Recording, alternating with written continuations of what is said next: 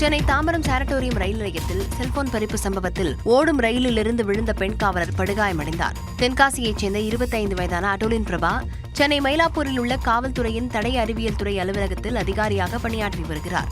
நேற்று இரவு தாம்பரத்திலிருந்து கடற்கரை செல்லும் புறநகர் ரயிலில் அடோலின் பிரபா பயணம் மேற்கொண்டார்.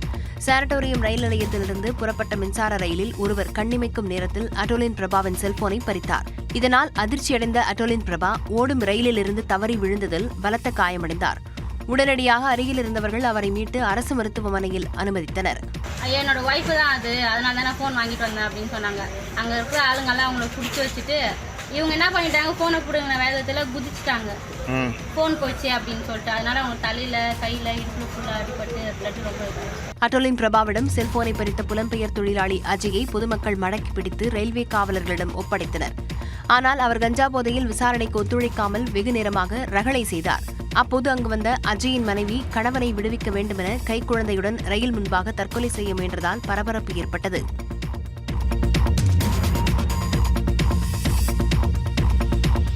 சென்னை வானகரம் சுங்கச்சாவடியில் நள்ளிரவு முதல் சுங்க கட்டணம் உயர்த்தப்பட்டது. கார், ஜீப் உள்ளிட்ட வாகனங்களுக்கு ஒருமுறை செல்லும் கட்டணம் 55 ரூபாயாகவே தொடர்கிறது. ஆனால் ஒரே நாளில் சென்று திரும்பும் கட்டணம் 80 ரூபாயிலிருந்து 85 ரூபாயாக உயர்த்தப்பட்டுள்ளது. இலகுரக வணிக வாகனங்களுக்கு ஒருமுறை செல்லும் கட்டணம் 80 ரூபாயிலிருந்து 90 ரூபாயாகவும், ஒரே நாளில் சென்று திரும்பும் கட்டணம் 130 ரூபாயிலிருந்து 135 ரூபாயாகவும் உயர்த்தப்பட்டுள்ளது. பேருந்து மற்றும் லாரி உள்ளிட்ட வாகனங்களுக்கு ஒருமுறை செல்லும் கட்டணம் 185 ரூபாயிலிருந்து 190 ரூபாயாகவும், சென்று திரும்பும் கட்டணம் 275 ரூபாயிலிருந்து 285 ரூபாயாகவும் உயர்த்தப்பட்டுள்ளது. அனைத்து வகையிலான வாகனங்களுக்கான மாதாந்திர பாஸ் கட்டணம் 50 ரூபாய் முதல் 360 ரூபாய் வரை உயர்த்தப்பட்டுள்ளது.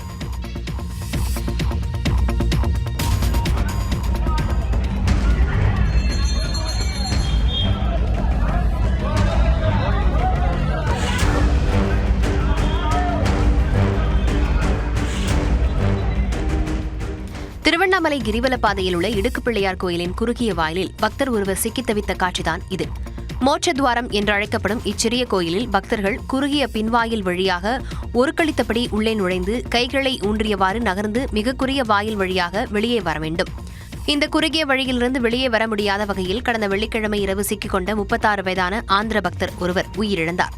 இந்த அதிர்ச்சியிலிருந்து பக்தர்கள் மீள்வதற்குள் மற்றொரு சம்பவம் நடந்தேறியுள்ளது. ஆந்திர மாநிலத்தைச் சேர்ந்த மணிபாரதி என்ற பக்தை இடுக்கு பிள்ளையார் கோயிலுக்குள் தரிசனத்திற்காக செல்ல முயன்று சிக்கிக் கொண்டார்.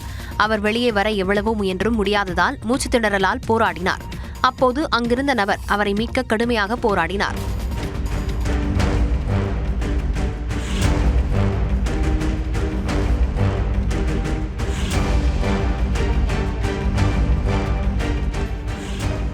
ஒரு பக்தர் உயிரிழந்ததுடன் மற்றொரு பக்தை சாவின் எல்லை வரை சென்று மீண்டுள்ள நிலையில் உடல் பருமனாக உள்ளவர்கள் இடுக்கு பிள்ளையார் கோயிலுக்குள் செல்ல அனுமதி இல்லை என அறிவிப்பு பலகையை அரசு வைக்க வேண்டுமென பக்தர்கள் கோரிக்கை விடுத்துள்ளனர்.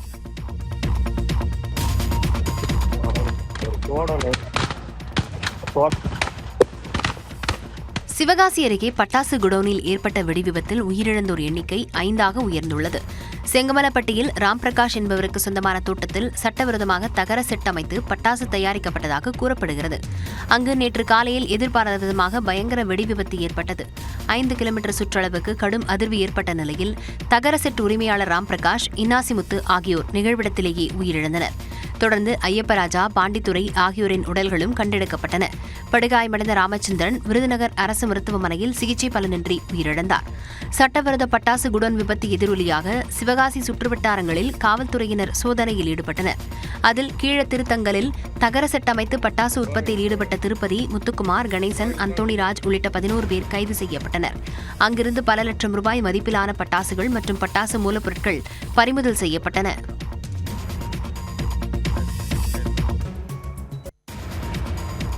சுட்டெரிக்கும் வெயிலால் குற்றால அருவிகள் களை இழந்து காட்சியளிக்கின்றன. மேற்கு தொடர்ச்சி மலைப்பகுதிகளில் அண்மையில் பெய்த மழை காரணமாக குற்றாலத்தின் அனைத்து அருவிகளிலும் தண்ணீர் ஆர்ப்பரித்தது. இதனால் தமிழ்நாட்டின் பல்வேறு பகுதிகளிலிருந்தும் மக்கள் அங்கு படையெடுத்து ஆனந்த குளியலிட்டனர். ஆனால் சமீப காலமாக அங்கு மழை குறைந்திருப்பதால் அருவிகளில் தண்ணீர் வரத்து சரிந்தது. மெயின் அருவி, ஐந்தருவி, பழைய குற்றால அருவிகளில் குறைவான நீர்வரத்து இருப்பதால் வார விடுமுறையை கழிக்கச் சென்ற சுற்றுலா பயணிகள் ஏமாற்றமடைந்தனர். வெயிலின் தாக்கமும் அதிகமாக இருப்பதாக அவர்கள் கூறுகின்றனர். தண்ணி ரொம்ப வரவே இல்லை. எல்லா அருவிக்குமே போயிட்டோம். இந்த அளவு தான். ரொம்ப மக்கள் ரொம்ப ஏமாற்றம் தான் அடைகிறோம். கிளைமேட் வெயில் அதிகமாக தான் இருக்குது. இப்போ நான் அப்படி ஒன்றும் பெருசாக டிஃப்ரென்ஸ் இல்லை, ஆனால் காற்று நல்லா அடிக்குது, அவ்வளோதான். காரைக்குடியிலேருந்து வரோம், சீசனாக இருக்கும்னு சொல்லிட்டு குற்றாலம் வந்தோம் ஜூலையில். ஆனால் இங்கே தண்ணி வரத்து கம்மியாக தான் இருக்குது. குற்றால சீசன் களை இழந்திருப்பது அங்குள்ள வியாபாரிகளை கவலையடைய செய்திருக்கிறது. தமிழ்நாட்டின் அரசியல் களத்தை பரபரப்பாக்கிய செய்திகளை அரசியல் செய்திகள் பகுதியில் பார்க்கலாம். மேகதாது அணை தொடர்பாக முதலமைச்சர் விஜய் கர்நாடகா செல்வது பற்றி உறுதியான தகவல் வெளிவராத நிலையில் அதிகாரப்பூர்வமான தகவலை தலைமை அறிவிக்கும் என்று வேளாண் துறை அமைச்சர் வினோத் கூறியுள்ளார். சென்னையில் நடைபெற்ற நிகழ்ச்சியில் பொருளாதார நிபுணர் ஆனந்த் சீனிவாசன் எழுதிய ஃப்ரீ மணி என்ற புத்தகத்தை பிரவீன் சக்கரவர்த்தி வெளியிட்டார். அதன் பின்னர் பேசிய அவர், முதலமைச்சர் விஜய் பெங்களூரு செல்வது தொடர்பாக உறுதியான தகவல் எதுவும் வரவில்லை என்றார். இது 2 மாநிலங்களின் பிரச்சனை. ஆகையால் இது முதல் முறை ஒரு தேசிய கட்சி கூட்டணியில் இருக்கிறதுனால பேச்சுவார்த்தை மூலமாகவும் இதில் ஒரு தீர்வு எடுத்துட்டு வர முடியும் என்ற ஒரு நம்பிக்கை, அது அட்லீஸ்ட் அதுக்கு ஒரு வாய்ப்பு கொடுக்க வேண்டும் என்ற ஒரு நம்பிக்கை எங்களுக்கு உள்ளது. அதனால தான் இந்த ஒரு பிளான். ஆனால் எனக்கு அந்த பிளான் டீடைல்ஸ் பற்றி எனக்கு தெரியாது. நீங்க சொல்றீங்க 3ஆம் தேதி 4ஆம் தேதின்னு, அதுக்கு ஒரு கன்ஃபர்மேஷன் எதுவும் இன்னும் வரல. கர்நாடகாவில் மேகதாது அணை தொடர்பாக அம்மாநில முதலமைச்சர் DK சிவகுமாரோடு தமிழ்நாடு முதலமைச்சர் விஜய் 3ஆம் தேதி பேச்சுவார்த்தை நடத்த செல்லவிருப்பதாக வினோத் கூறியிருந்தார். அது பற்றி அவரிடம் கேள்வி எழுப்பப்பட்ட போது அவர் அதற்கு பதிலளித்தார். ஆகஸ்ட் 3 முதல்வர் கர்நாடகா போறதா சொல்லியிருக்கீங்க. ஆனா அமைச்சர் ராஜ்மோகன் அதில் அதிகப்பூர்வ தகவல் இல்லைன்னு தலைமை ஆபீஸ்ல இருந்து அதிகாரமா அறிவித்தார். எனினும் முதலமைச்சர் விஜய் கர்நாடகா செல்லக்கூடாது என்று எதிர்க்கட்சிகள் வலியுறுத்தியுள்ளனர்.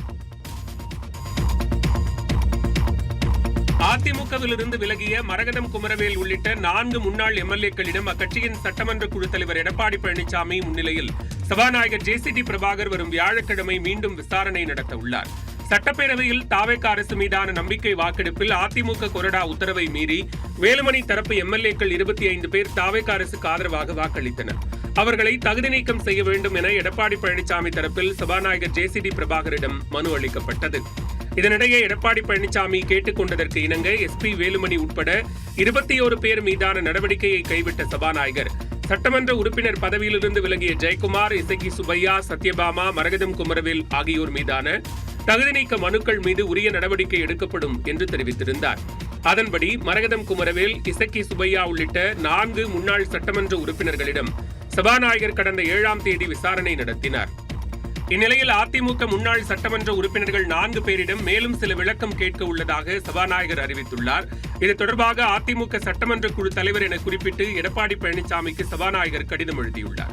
அதில் வரும் வியாழக்கிழமை காலை 11 மணிக்கு சத்யபாமா, காலை 11:30 மணிக்கு ஜெயக்குமார், நண்பகல் 12 மணிக்கு மரகதம் குமரவேல் மற்றும் நண்பகல் 12:30 மணிக்கு இசக்கி சுப்பையா ஆகியோரிடம் விசாரணை நடத்த உள்ளதாகவும் அவர்கள் விளக்கம் அளிக்கையில் தாங்களும் தங்களது தரப்பு விளக்கத்தை அளிக்கலாம் என்றும் சபாநாயகர் கேட்டுக் கொண்டுள்ளார். வரும் பட்ஜெட் கூட்டத்தொடரில் ஊழல் பட்டியலை தாக்கல் செய்ய உள்ளதாக தமிழ்நாடு நிதியமைச்சர் மரிய வில்சன் தெரிவித்துள்ளார். சென்னை துறைமுகம் தொகுதியில் 10 மற்றும் 12ஆம் வகுப்பு பொதுத் தேர்வில் முதல் 3 இடங்களை பெற்ற மாணவ மாணவிகளுக்கு முதலமைச்சர் விஜய் பிறந்தநாளை ஒட்டி நலத்திட்ட உதவிகள் வழங்கும் விழா நடைபெற்றது. இதில் அமைச்சர்கள் ஆனந்த், மரிய வில்சன் மற்றும் சட்டமன்ற உறுப்பினர்கள் விஜய் தாமு, பல்லவி உள்ளிட்டோர் கலந்து கொண்டனர். இந்த கூட்டத்தில் பேசிய நிதியமைச்சர் மரிய வில்சன், 2029ஆம் ஆண்டு மக்களவைத் தேர்தலுக்கு பிறகு நீட் தேர்வுக்கு முழுமையான தீர்வு கிடைக்கும் என்றார். வரப்போற சட்டமன்றத்துல செஷன்ல நீங்க கண்டிப்பா பாப்பீங்க, ஒரு தனியா ஒரு அறிக்கை ரெடி பண்ணிட்டு இருக்கிறோம், ஒரு ஆடிட்டிங். அந்த ஆடிட்டிங் ஃபைலை தாக்கல் பண்றோம். அன்னைக்கு இருக்கு உங்களுக்கு அந்த ஊழல் பட்டியல் என்ன நடக்க போகுதுன்னு உங்களுக்கு தெரியும். இதனிடையே கோவையில் பேசிய வருவாய்த்துறை அமைச்சர் செங்கோட்டையன், கோவை மற்றும் மதுரைக்கு மெட்ரோ ரயில் திட்டம் வர வேண்டும் என்பதில் தமிழ்நாடு அரசு உறுதியாக இருப்பதாக கூறினார். மெட்ரோ ரயில் திட்டம் கோவை, மதுரை போன்ற நகரங்களில் உருவாக்கப்பட வேண்டும் என்பதுதான் பாரத பிரதமரிடத்திலே இந்த கடிதங்கள் வழங்கப்பட்டிருக்கிறது. இந்த கடிதத்தின் அடிப்படையில் வழங்க வேண்டும் என்பதுதான் நம்முடைய அவா. அதை முதலமைச்சர் அவர்களே பாரத பிரதமரை சந்திக்கின்ற போது அந்த கடிதத்தை வழங்கியிருக்கிறார்.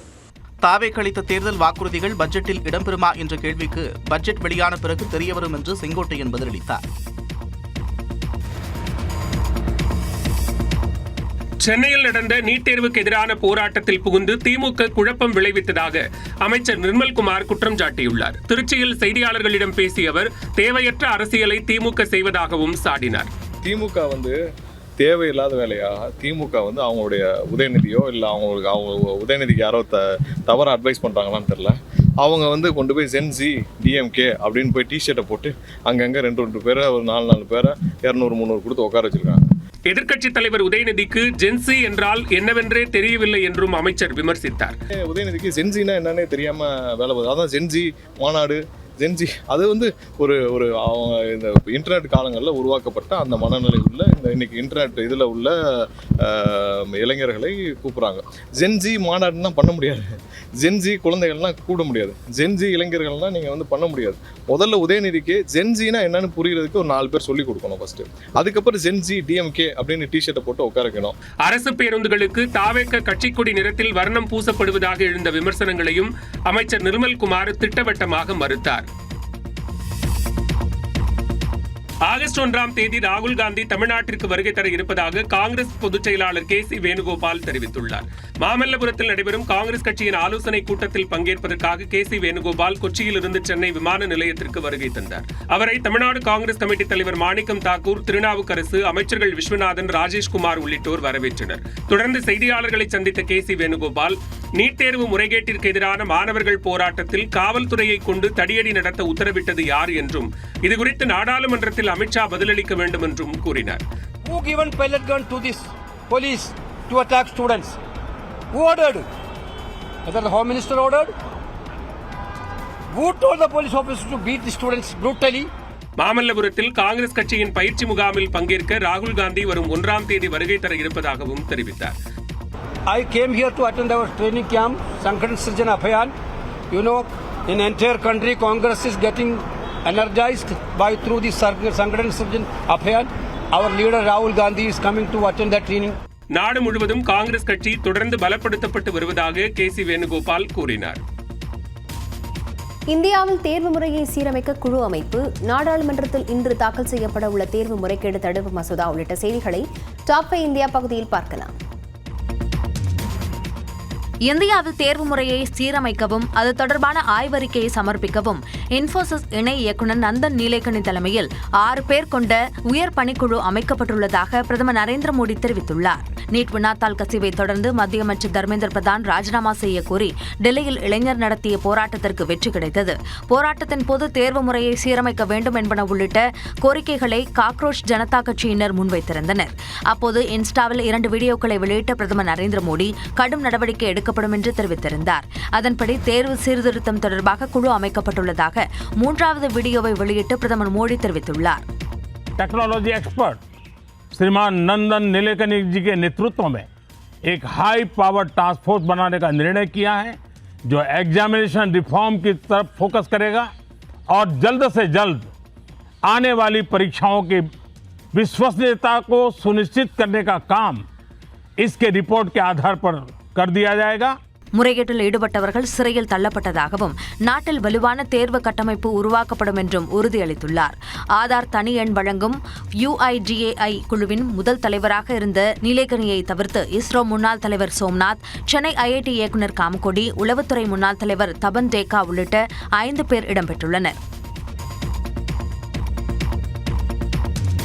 பொதுத் தேர்வில் முறைகேட்டில் ஈடுபடும் குற்றவாளிகளுக்கு 10 ஆண்டுகள் சிறை மற்றும் அதிகபட்சம் 10 கோடி ரூபாய் அபராதம் விதிக்கும் வகையிலான சட்டத்திருத்த மசோதாவை மத்திய அரசு நாடாளுமன்றத்தில் இன்று தாக்கல் செய்ய உள்ளது. நீட் வினாத்தாள் கசிவுக்கு எதிராக நாடு முழுவதும் போராட்டம் வலுத்து வந்த நிலையில் வரும் காலங்களில் தேர்வு முறைகேடுகள் நடைபெறாதபடி தடுக்க மத்திய அரசு சட்டத்திருத்தத்தை முன்மொழிந்துள்ளது. பொதுத் தேர்வுகள் முறைகேடு தடுப்பு என்ற அந்த சட்டத்திருத்த மசோதாவுக்கு மத்திய அமைச்சரவை அண்மையில் ஒப்புதல் அளித்தது. வினாத்தாள் கசிவு தடுப்பு மசோதாவில் செய்யப்படும் இந்த திருத்தம் நாடாளுமன்றத்தில் இன்று அறிமுகப்படுத்தப்பட உள்ளது. இந்த மசோதாவில் வினாத்தாள் கசிவு மற்றும் தேர்வு முறைகேடுகளுக்கு தற்போதுள்ள குறைந்தபட்ச 3 ஆண்டு சிறை தண்டனை 5 ஆண்டுகளாக உயர்த்தப்படுகிறது. அதிகபட்சமாக 10 ஆண்டு சிறை தண்டனையும் 50 லட்சம் ரூபாய் அபராதமும் விதிக்கப்படும். திட்டமிட்டு வினாத்தாள்களை கசிய விடுபவர்களுக்கு குறைந்தபட்ச சிறை தண்டனை 7 ஆண்டுகளாக உயர்த்தப்படுகிறது. மேலும் 10 கோடி ரூபாய் வரை அபராதம் விதிக்கப்படும். அத்துடன் வினாத்தாள் கசிவு வழக்குகளை விசாரிக்க மத்திய அரசு சிறப்பு பணிக்குழுவை அமைக்க வழிவகை செய்யப்படுகிறது. இத்தகைய வழக்குகளின் விசாரணை 2 மாதங்களுக்குள் நிறைவு செய்யப்பட வேண்டும் என்றும் குற்றப்பத்திரிகை தாக்கல் செய்யப்பட்ட 3 மாதங்களுக்குள் நாள்தோறும் விசாரணை நடத்தி வழக்கை முடிக்கவும் மசோதாவில் வழிவகை செய்யப்பட்டுள்ளது.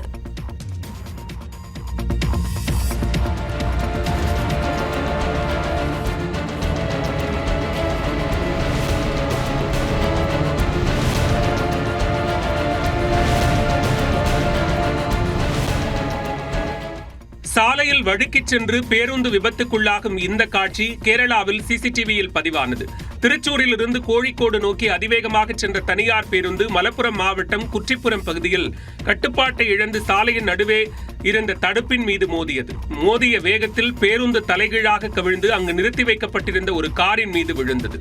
விபத்தின் தாக்கத்தில் பேருந்தின் நடுப்பகுதி இரண்டாக பிளந்தது. இவ்விபத்தின் சிசிடிவி காட்சிகள் தற்போது வெளியாகியுள்ளன.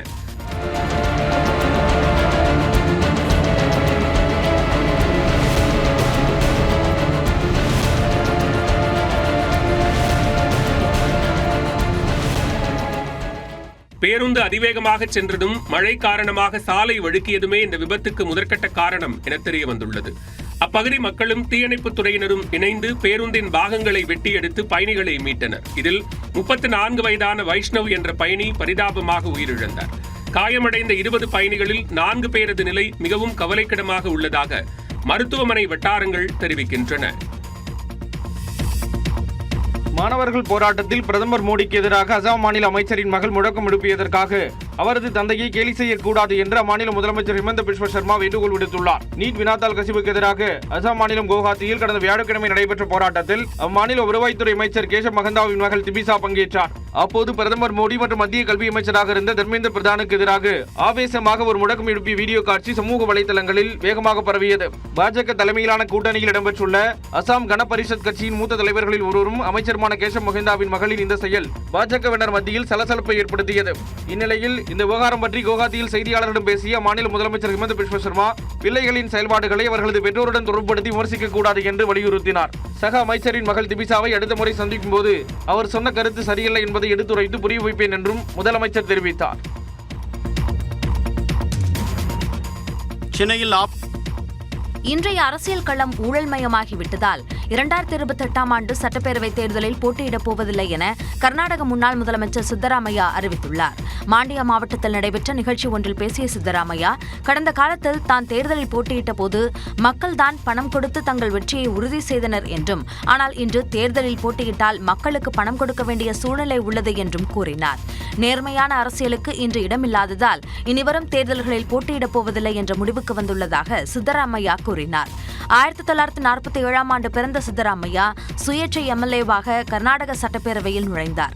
ஜனதா கட்சி, மதசார்பற்ற ஜனதா தளம், காங்கிரஸ் கட்சிகளில் பணியாற்றிய சித்தராமையா 2013 முதல் 2018ஆம் ஆண்டு வரை காங்கிரஸ் முதலமைச்சராக இருந்தார். 2023இல் மீண்டும் கர்நாடக முதலமைச்சராக பதவியேற்ற சித்தராமையா கடந்த மே மாதம் பதவியை ராஜினாமா செய்தது குறிப்பிடத்தக்கது.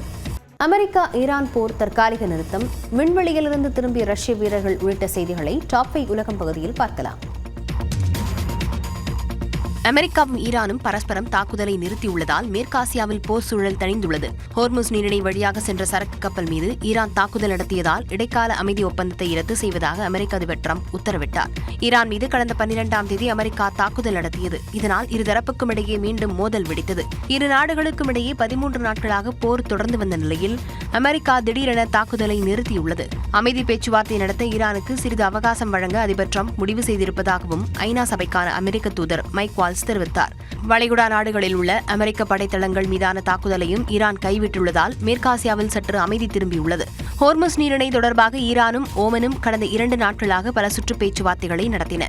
இதில் குறிப்பிடத்தக்க முன்னேற்றம் ஏற்பட்டிருப்பதாக ஈரான் வெளியுறவு அமைச்சக செய்தி தொடர்பாளர் இஸ்மாயில் பஹாயி தெரிவித்துள்ளார். லெபனானின் இறையாண்மையை உறுதி செய்வதே போரை முடிவுக்கு கொண்டுவர முக்கிய நிபந்தனை என்று ஈரான் உச்சத்தலைவர் மொஜ்தபா கமேனி அறிவித்துள்ளார்.